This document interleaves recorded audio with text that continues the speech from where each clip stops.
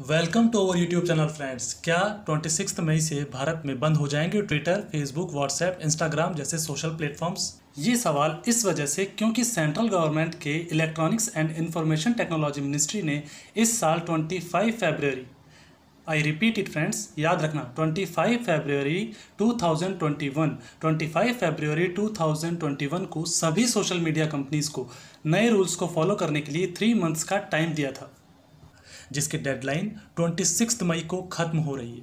लेकिन अभी तक सिर्फ एक भारतीय कंपनी कू को छोड़कर किसी कंपनी ने गवर्नमेंट्स के इन रूल्स को फॉलो नहीं किया है।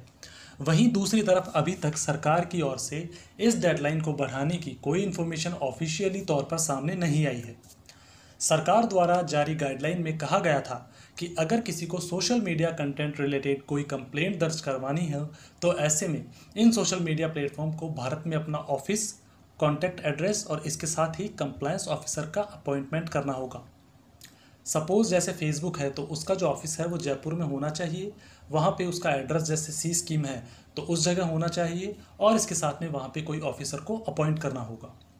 ये मैं आपको एक एग्जांपल के तौर पे यहाँ बता रहा हूँ।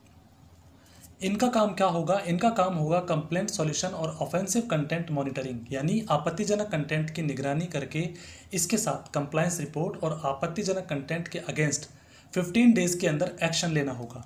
और ऐसे टूल सोशल मीडिया पे जो है, जैसे फेसबुक हुआ, इंस्टाग्राम हुआ, यहाँ ऐसे टूल्स लगाने होंगे जिससे जहाँ तक हो वो आपत्तिजनक कंटेंट वहाँ से डिलीट हो जाए। इसी के साथ आपको हर मंथ रिपोर्ट देनी होगी कि कितने रेजोल्यूशन सॉल्व हुए हैं, मतलब जो प्रॉब्लम्स है वो कितनी सॉल्व हुई है और कितने ऑफिसर जो हैं वो अपॉइंट किए गए हैं। आई होप आपको यहाँ तक समझ आया होगा।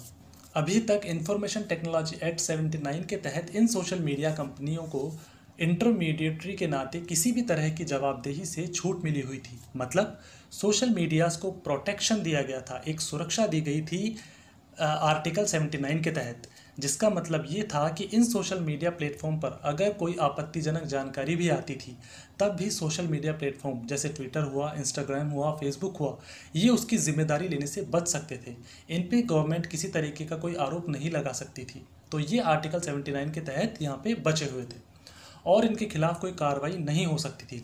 लेकिन गवर्नमेंट द्वारा जारी की गई नई गाइडलाइन से ये साफ है कि अगर ये कंपनियां इन रूल्स को फॉलो नहीं करती है तो उनका इंटरमीडिएटरी स्टेटस छीन सकता है और वह भारत के मौजूदा कानूनों के तहत आपराधिक कार्रवाई के दायरे में आ सकती है। अकॉर्डिंग टू इन्फॉर्मेशन, कुछ सोशल मीडिया प्लेटफॉर्म्स ने गवर्नमेंट द्वारा जारी किए गए नियमों का पालन करने के लिए 6 मंथ्स का और टाइम मांगा है। तो कुछ ने कहा है कि वो विदेशों में अपने जो हेडक्वार्टर हैं उनसे गाइडलाइंस का वेट कर रहे हैं, उसके बाद ही गवर्नमेंट को कोई जवाब देने की कंडीशन में होंगे। जबकि गवर्नमेंट बोल रही है कि आपको सिर्फ 3 ऑफिसर्स ही तो अपॉइंट कर रहे थे। जो 3 सिचुएशंस थी मैंने आपको बताई थी कि एक तो जो भी सोशल मीडिया प्लेटफॉर्म है उसका ऑफिस होना चाहिए, साथ में उसका जो एड्रेस है, फिजिकल एड्रेस कि यहाँ ये ऑफिस है, वो आपको मुहैया करवाना है, और थर्ड है कि आपको एक ऑफिसर अपॉइंट करना है। आपको यही तो करना था, इसमें इतना टाइम कैसे लग सकता है? व्हाट्सएप पर भी जब हम मैसेज सेंड करते हैं तो एंड टू एंड इनक्रिप्शन लिखा होता है, जिसके बारे में व्हाट्सएप का कहना है कि इसके बारे में तो हमें भी पता नहीं होता कि ये मैसेज क्या है। यहाँ हम पूरी प्राइवेसी देते हैं यूज़र को, इसकी हमें कोई जानकारी नहीं होती। इसके उलट सरकार ये बोल रही है कि आपको हमें बताना होगा कि ये मैसेज किसने किया है और इनके बीच में क्या बात हुई है।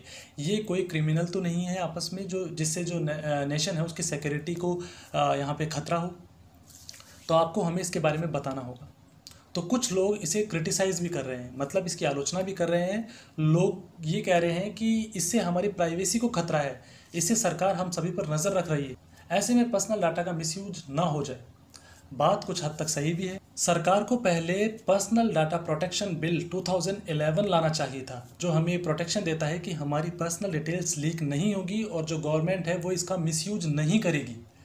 अगर वो गवर्नमेंट पहले ले आती तो कुछ हद तक जो ये गवर्नमेंट और जो सोशल मीडिया के बीच में ये जो खींचतान हो रहा है वो हम सही कह सकते थे। तो आई होप आपको ये वीडियो लेक्चर पसंद आया होगा। तो अगर आपको ये लेक्चर पसंद आया तो वीडियो को लाइक कीजिए, कमेंट कीजिए, शेयर कीजिए और चैनल को सब्सक्राइब ज़रूर कीजिए। Thank you.